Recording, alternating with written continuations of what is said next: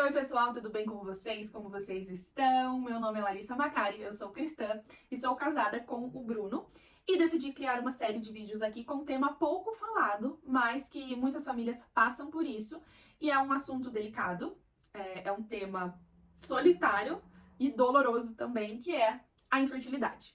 Eu e o Bruno estamos passando por esse processo de infertilidade e já faz alguns meses que eu senti no coração de compartilhar. Deus vem me incomodando assim pra compartilhar esse assunto e eu, há muito tempo aí, enrolando pra gravar esse tipo de vídeo, porque expor uma vulnerabilidade não é fácil, né? É um assunto delicado, como eu falei. Só que eu senti de compartilhar com outras pessoas, outras famílias sobre isso, porque eu acredito que o meu testemunho, mesmo que estou aí no processo de infertilidade, ainda não tenho o meu milagre, né, realizado, mas eu acredito que nesse processo outras pessoas serão curadas, outras pessoas terão a sua fé restaurada, terão esperança. Então, por isso, estou criando esse canal e essa série de vídeos para que de alguma forma edifique a sua vida e que outras famílias, né, futuras mamães, futuros papais, se identifiquem também com o que a gente está passando. E se preparem aí para a chegada do seu milagre também, assim como eu estou me preparando para a chegada do meu. Como eu falei, é algo difícil para compartilhar, mas hoje eu me sinto preparada, me sinto em paz. Não é que não dói, né, falar sobre esse assunto, mas eu acho que com o tempo eu fui amadurecendo para que eu consiga tratar esse assunto, esse tema de uma forma mais leve. Então, vou começar contando para vocês sobre a minha história com o Bruno. O Bruno não tá aqui para fazer o vídeo junto comigo, mas quem sabe num outro vídeo, num outro momento, eu apresento ele para vocês conhecerem também. Ele é um pouco tímido aí para gravar vídeo, mas outra hora eu mostro pra vocês. Acho que é até interessante também fazer um vídeo com ele, contando, né, o que ele acha sobre todo esse assunto, como ele vem passando, né, as emoções, porque eu acredito que pra mulher seja um assunto mais delicado, porque a gente acaba sendo mais emotiva mesmo, né. Então, seria interessante ter também a versão do Bruno sobre tudo isso que a gente vem passando. Mas enfim, vou contar pra vocês como que começou a nossa história, pra ter um contexto aí, vocês entenderem também. Em 2013, a gente começou a namorar. E a gente foi seguindo o cronograma comum de um casal, né? 2013 a gente começou a namorar, 2016 a gente noivou, 2019 a gente recebeu as chaves do nosso apartamento, né? Que a gente comprou o apartamento, né? E aí começou a reforma e tudo. 2020, em plena pandemia, a gente veio morar aqui no nosso apartamento e a gente casou no civil, né? Antes de vir morar aqui juntos. E aí, não tivemos festa, nada, mas seguimos aí esse cronograma tudo bonitinho. Então, desde esse momento, eu tinha a esperança de engravidar, de formar uma família e tal. Tanto que, quando a gente casou, eu fui e fiz o meu convênio já com a esperança de que em breve eu engravidaria e precisaria de um convênio para fazer os exames e tal. Eu casei com 21 anos, eu ia fazer 22, e o Bruno tinha 25 na época. Hoje eu tô com 26 anos. E aí, sempre foi o meu sonho ser mãe. A gente, mesmo no namoro, a gente falava sobre ter filhos, já tinha ideias de nomes e tal. E pra gente seria algo normal, né? A gente não teria nenhuma dificuldade. A gente nunca imagina que a gente ia passar por uma dificuldade, por uma infertilidade. E desde 2018 eu trabalhava com o nicho materno-infantil, né? Eu faço amigurumis e tal. Pra quem não sabe, vou deixar aqui uma foto só pra contextualizar. Mas eu sempre trabalhei com nicho materno-infantil e era algo que eu gostava muito. Então eu estava envolvida naquele mundo da maternidade mesmo sem ter um filho. E era algo que eu desejava, né? Então eu sempre tive esse sonho. E quando a gente casou, no meu planejamento, eu engravidaria depois de uns 2 anos, né? Então a gente casou em 2020, eu pensava em engravidar em 2022, mais ou menos, enfim. Só que, com a pandemia, tivemos vários planos bagunçados, né? Primeiro que a nossa lua de mel ela foi adiada, então a gente foi viajar só em 2021, a gente tinha toda aquela preocupação em relação ao trabalho também. Como eu trabalhava por conta, eu tinha medo de não receber mais encomendas, de não ter um salário, enfim. Várias coisas foram acontecendo que foi mudando ali alguns planos que a gente tinha e estava tranquilo, porque a gente podia adiar também esse sonho de ter filhos. Então, a gente foi seguindo o fluxo ali, sobrevivendo, né, à pandemia, a tudo que estava acontecendo. Foi um momento difícil porque nesse período também eu já tinha ansiedade, não sabia, a minha ansiedade piorou, comecei a fazer tratamento psicológico, tive depressão, então comecei a tomar remédio. E nesse período foram acontecendo várias coisas que eu não estava preparada também psicologicamente para ser mãe, né? Principalmente por conta da depressão, enfim. Depois, né, de um tempo, eu já estava me sentindo melhor, já fui recebendo alta do remédio, psiquiatra e tal. E aí, em dezembro de 2022, a gente decidiu que era o momento aí de eu me preparar para ser mãe, né? Já estava bem, como eu falei, com tratamento psicológico, não estava mais tomando o remédio, né, de depressão, e foi aí que eu decidi parar com o anticoncepcional.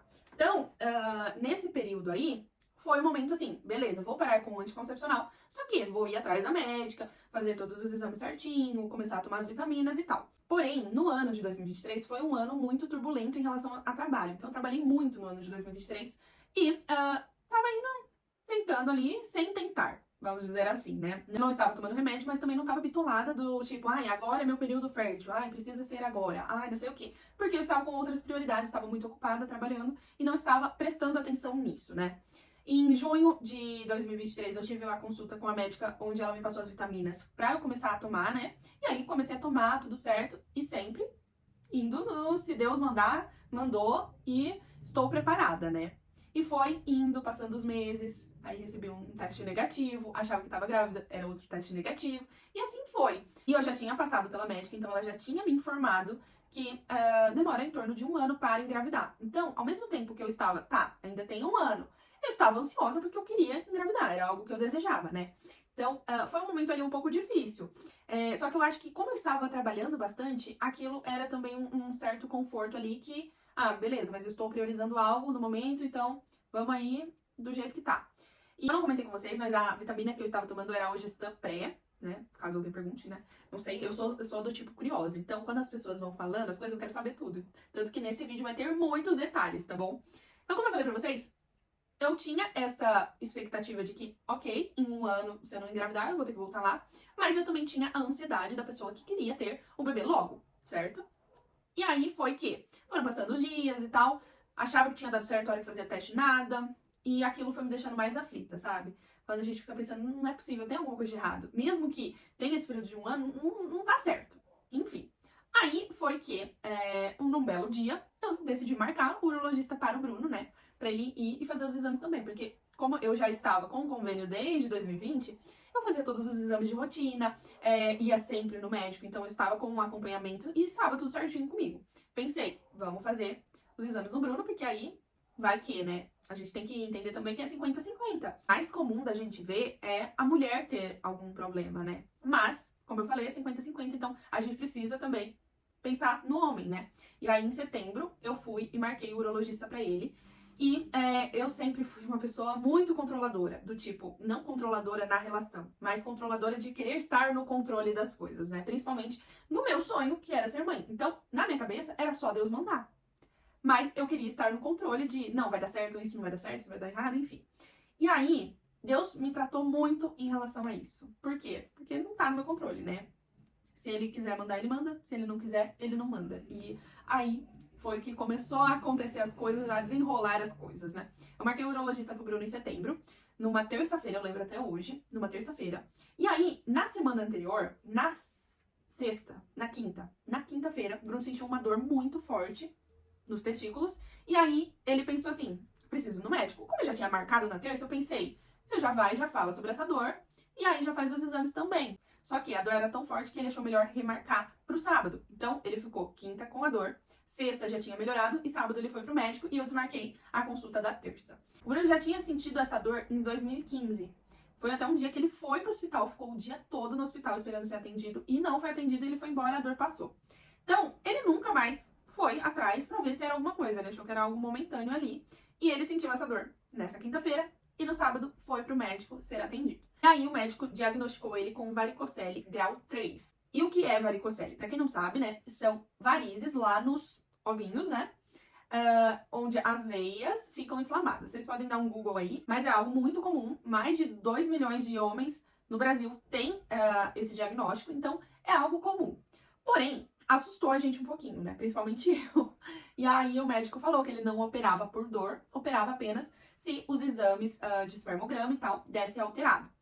E aí foi que acendeu um alertazinho, onde a gente pensou, pode ser isso. Mas se fizer cirurgia, acho que vai dar tudo certo e aí a gente vai engravidar. Porém, gente, pensa pra uma pessoa ansiosa que estava querendo ter filho, vendo inúmeras possibilidades no Google, né? Olhando lá no Google, vendo que a pessoa poderia ficar estéril, que poderia nunca ter filhos. Isso foi me dando um certo desespero. O exame principal que o Bruno tinha que fazer era o espermograma, que isso definiria ali se ele faria ou não a cirurgia. Lembrando, o doutor só faria se tivesse alguma alteração do tipo, poucos espermatozoides, ou não tem espermatozoides. E aí sim ele faria a cirurgia que aparentemente resolveria o problema. Então, o Bruno marcou o espermograma, marcou também o ultrassom, né, nos testículos, e aí foi a ansiedade para sair o resultado. Pra marcar demorava, e para sair o resultado demorava mais ainda. E aí pensa, foram mais de um mês ali esperando ter esse diagnóstico, né, ter um resultado, ter uma esperança nisso. E como eu falei pra vocês, sou uma pessoa ansiosa, então tudo de ruim passava na minha cabeça, né? Além do Google ajudar, né? Porque eu ficava 24 horas pesquisando sobre isso. E isso acabava atrapalhando toda a minha vida, porque eu ficava ansiosa, ficava angustiada, ficava pensando que o meu sonho de ser mãe nunca ia ser realizado antes mesmo de ter um resultado. Pra vocês terem uma ideia, gente. Eu olhando agora, que eu me sinto mais madura e também com um sentimento de paz, aquela paz que excede todo o entendimento. Eu olhando agora a Larissa do ano passado, eu fico assim, meu Deus, que louca. E saiu o resultado do exame. E, gente, nesse espermograma que o Bruno fez, o primeiro que ele fez, o Bruno foi diagnosticado com azoospermia, que significa que não tem espermatozoide nenhum. Não tinha. O exame deu tudo zero. Gente, tudo zero, zero, zero, zero. E aí que meu mundo caiu, né? Eu fiquei pensando, meu Deus, e agora? E eu lembro até hoje que quando saiu o exame, que eu fui ver, eu tava na minha mãe, em semana de pré-lançamento, né? Com muita coisa de trabalho, gravação e tal. E eu não conseguia pensar em nada. Foi assim, angustiante, foi desesperador, porque eu queria chorar, mas nos próximos dias eu tinha que parecer estar bem para as outras pessoas, eu tinha que gravar vídeo, gravar conteúdo e tal. E eu só queria ficar quietinha no meu quarto chorando, que tem um neném. Então foi muito difícil esse período, né? Foram semanas difíceis, onde eu não queria contar, compartilhar pra ninguém também o que eu tava passando e eu estava sofrendo em silêncio. E esse também é um dos motivos de eu querer compartilhar isso com outras pessoas, porque quando a gente recebe um diagnóstico, a primeira coisa que a gente faz é procurar no Google.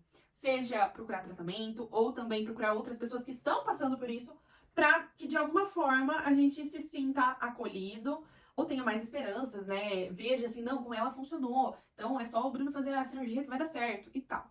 E aí eu fui buscando aí na internet sobre isso. Só que era muito difícil encontrar testemunhos de pessoas contando como que foi esse processo.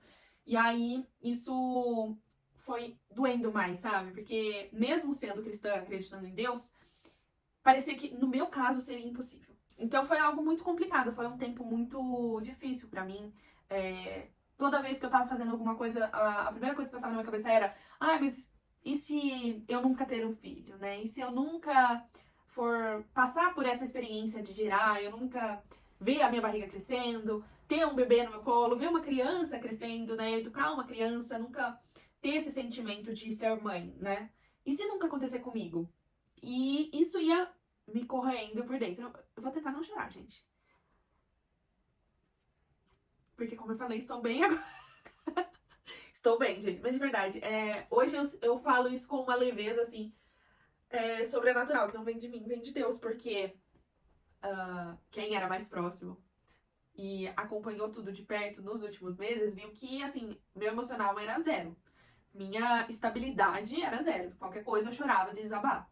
Então, posso chorar agora, né? Porque estou contando algo que ainda dói. Tô aqui com uma colinha, gente, pra poder ir acompanhando tudo, né? Em ordem cronológica, pra passar pra vocês.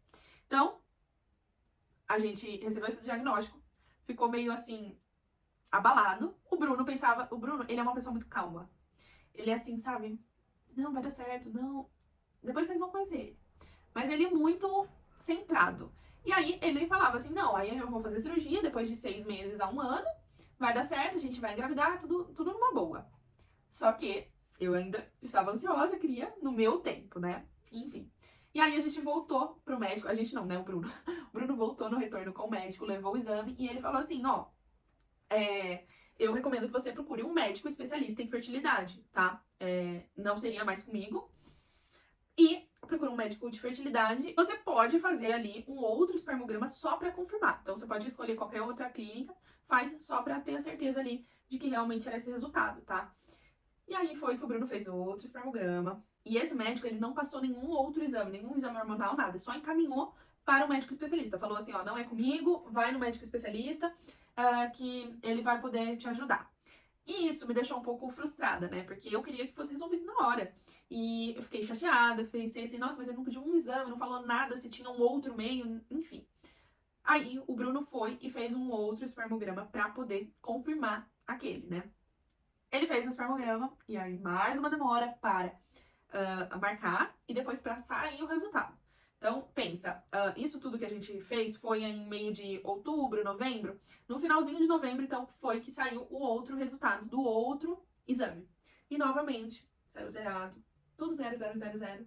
Não tinha nenhuma esperançazinha ali de ter um resultado diferente. E a gente ficou super triste, né? E como eu falei, gente, imagina eu em lançamento, tendo que fazer evento e tal, com o emocional assim, acabado, sem emocional, né? E tendo que passar ali pra outras pessoas como se eu estivesse tudo bem. Foi muito difícil.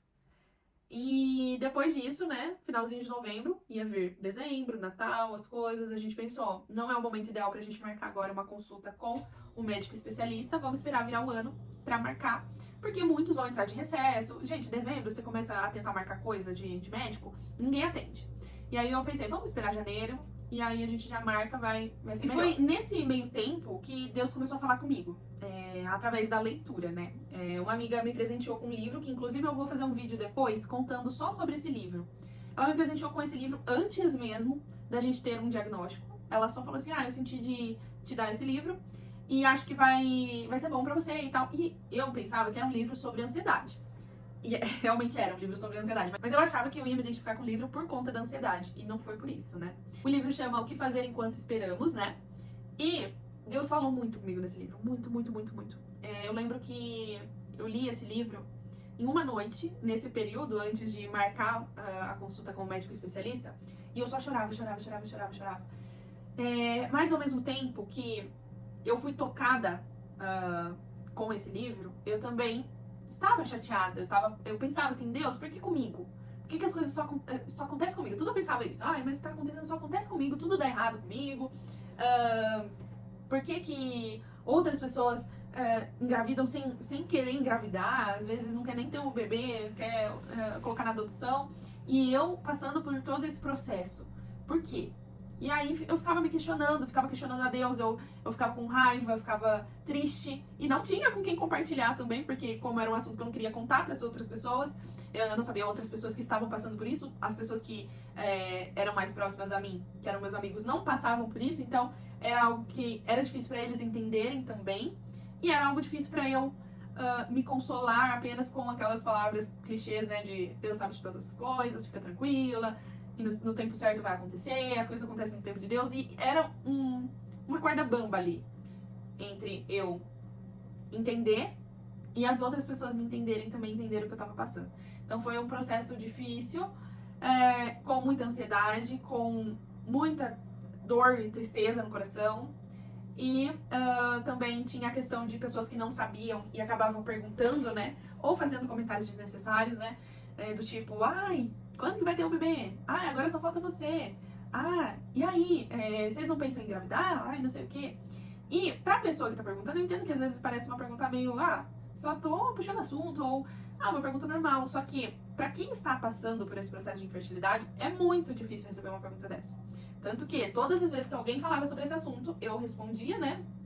Levava na brincadeira ali no fake, criava minha skin pessoa que não liga, e logo depois queria ir pra algum cantinho chorar. E chorava, chorava, chorava, chorava, e me desabava. Aí passou, final do ano, né, de 2023, terminou. Começamos aí em 2024 e 5 de janeiro de 2024 a gente foi nesse médico especialista. Ele era um urologista, só que ele atendia o casal. Algo que eu achei muito interessante porque ele explica que quando ele vai tratar a infertilidade, ele trata o casal. Porque às vezes a mulher tem uma coisinha ali e não sabe, né? Ou às vezes o homem precisa de mais urgência de algum tratamento, a mulher não, e aí tem que ver os dois pra poder passar um tratamento específico. Essa consulta, gente, eu vou começar a falar de valores aí com vocês. Por quê? Porque eu sou curiosa, quando eu assisto o vídeo eu quero saber os valores, então eu acho que vocês também são curiosas. O valor da consulta com esse médico foi R$ 600, com o retorno até 90 dias.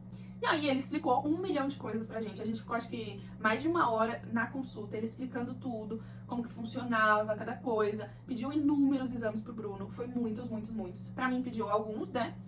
E a gente tava com esperança, né? A gente se sentiu acolhida, a gente pensou, não, agora vai dar certo, agora a gente tá no caminho certo, ele vai passar certinho o que tem que fazer e vai dar certo. A gente saiu de lá renovada, assim, com as esperanças a mil. Eu anotei aqui os exames que ele pediu pro Bruno e pra mim. Mas eu não vou falar todos os de sangue, porque são muitos. Então, tem FSH, LH, prolactina, enfim, vários. E pro Bruno, ele pediu esses exames de sangue, o exame de ressonância do tórax? Não sei, gente. Exame de ressonância, acho que é aqui da parte de baixo. E exame genético pra mim e pro Bruno. Só que, no caso, foi tudo no particular. Porque só eu tenho o convênio, mas exames genéticos o convênio não cobre, né? Então, se o seu médico te pedir, já prepara o bolso aí. E aí, esses exames de sangue, cada um tem um preço. Mas eu vou passar pra vocês o valor total que a gente pagou, né? No exame de cariótipo de banda G, que foi o exame de sangue, só que esse exame é o exame genético pra ver se tem algum problema nos cromossomos e tal, a gente pagou 1.200 cada. Então, 1.200 eu, 1.200 o Bruno.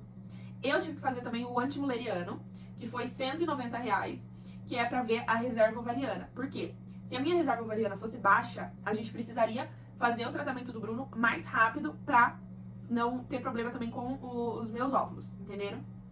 E aí, graças a Deus, deu tudo certo. Na minha reserva ovariana tava tudo numa boa. E o Bruno fez também a microdeleção no cromossomo Y, que foi R$864. E a ressonância, que foi 550. No total, só de exame, gente, só de exame, deu 5.615. Eu não lembro se a gente teve algum tipo de desconto, porque alguns desses exames a gente pagou à vista, e pagando à vista tinha um descontinho. Mas essa a média do valor, né? Esse é o valor cheio que eu peguei no orçamento que o laboratório enviou, tá? Então, deu R$5.615 só de exame. Então, a gente fez esse exame e alguns demorava meses pra sair o resultado, só que a gente tinha aí 90 dias para o retorno. Que deu os exames, né? A ressonância do Bruno deu ok, nenhum problema. O exame de sangue, apenas o FSH deu alterado. Esse FSH, não lembro. O médico explicou o que era, não lembro, gente. E o exame genético, né? Do cariótipo, o de microdeleção e o da reserva ovariana deu ok. Então, não tinha ali um motivo aparente. Só esse FSH que deu alterado. E aí, esse médico especialista pediu outro espermograma. O Bruno já tinha feito 2, né? Antes. E aí, ele pediu esse. Só que tinha que ser feito no laboratório dele, porque eles fazem de uma forma diferente, tem uma centrifugação. Pelo que eu entendi, exemplo, faz o espermograma no laboratório comum. Eles vão pegar a amostra, colocar lá no microscópio e ver se tem ali espermatozoide. No laboratório que é especializado em fertilidade, eles fazem uma centrifugação. Então, antes de analisar a amostra, eles centrifugam, porque aí os espermatozoides que são mais leves... Gente, tô especialista. Os espermatozoides que são mais leves, eles sobem e fica ali na parte de cima da amostra. Foi isso que eu entendi, tá?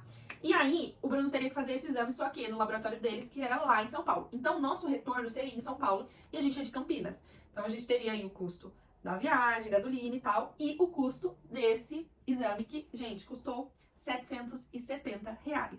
Sim. Esse exame, espermograma diferente, tem esse valor porque se encontrasse algum espermatozoide no material coletado, já iria congelar, tá? Então já iria pro congelamento e por isso o valor mais elevado. Aí, gente, a gente foi então lá pra São Paulo pra fazer esse exame e tal. E a gente esperou todos os exames de genético e de sangue sair, o resultado, pra marcar consulta e fazer o exame lá no dia. A gente fez isso, saiu o exame e foi, acho que em abril? Foi abril? Não lembro, gente. E aí a gente marcou o retorno, fomos lá pra São Paulo e foi um sentimento de não, dessa vez vai dar certo, vai encontrar depois da centrifugação, vai congelar pelo menos. Eu tava super esperançosa, eu tinha orado tanto nos dias anteriores e eu tava assim com uma fé, gente.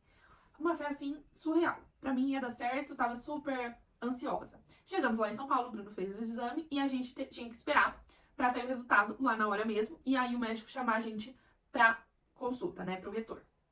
E a gente lá em São Paulo, né, na clínica de fertilidade. E o Bruno fez exame, tudo ok, a gente esperando. Chegou a hora do médico chamar a gente. Fomos até o médico.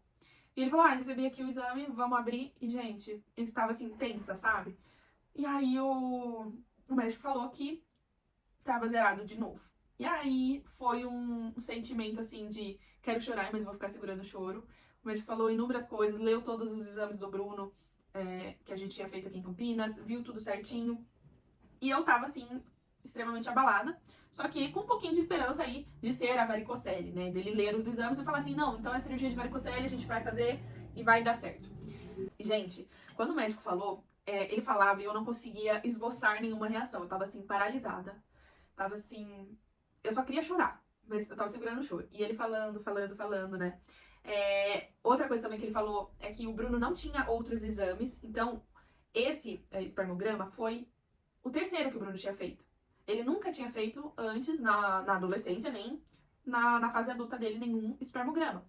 Então, mães de menino, quando seus filhos crescerem e tiverem ali adolescente, façam o exame para ter algum registro. Por quê? O médico chegou à conclusão que não poderia ser a varicocele.